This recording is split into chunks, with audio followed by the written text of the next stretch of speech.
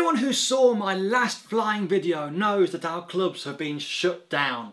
Commerce is basically closed, but we can go to work and we can go walk in the park. So let's go walk in the park. This is my RC Factory Edge 540 V3, and at 1 metre wingspan it's my largest foamy, which is handy as it's still windy, but I can't wait any longer.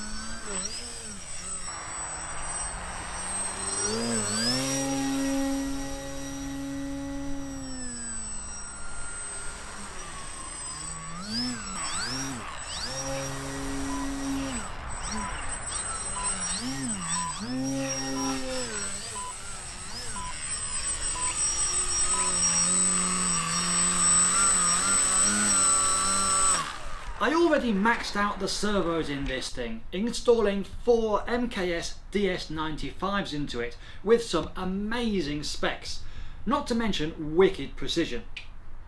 I hadn't planned on upgrading the power plant. However, after a couple of unexplained crashes resulting in a couple of bent motor shafts, it was time to finish the job that I'd started with the servos.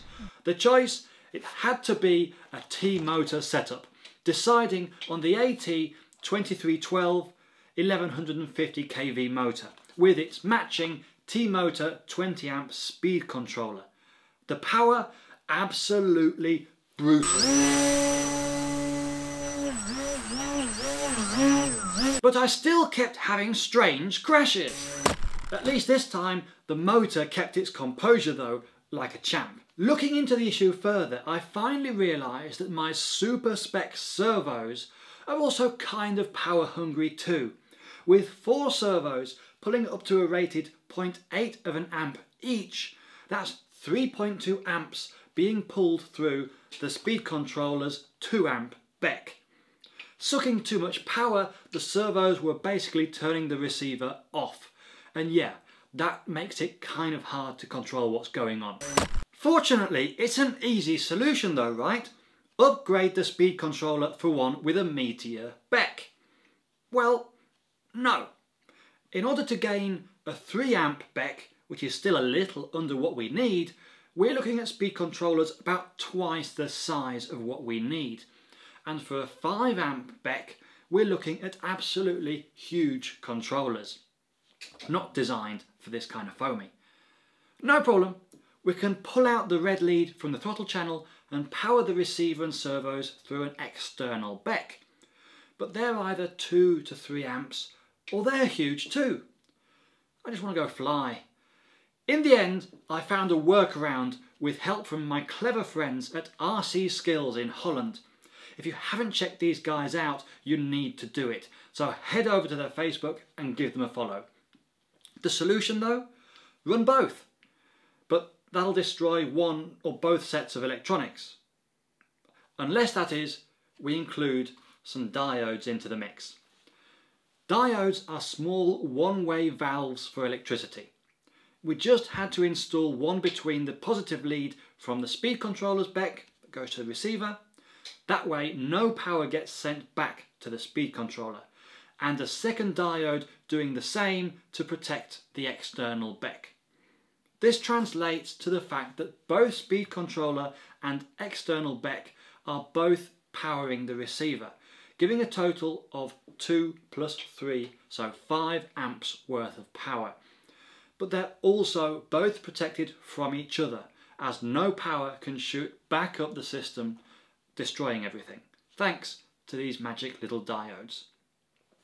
Finally, I can actually get a full flight on the edge without it conking out on me. Talking of which, it may be a little bit windy and I may still need some more setup now that it actually flies. But let's go do that anyway.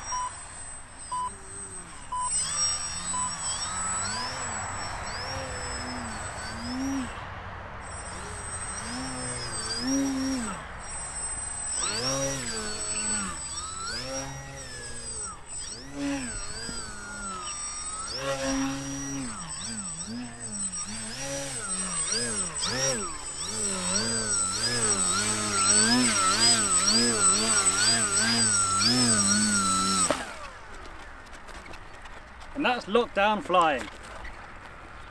Not as good as the full size, still a bit of fun though. And there we have it, just a bit of fun the only way we can at the moment. Hopefully soon we can get back to the flying field and fly some serious models. Until then, thanks for watching, and I hope that you found the little trick of the diodes as interesting as I did. If that was the case, leave us a like, subscribe for more interesting content, and I'll see you all in the next one.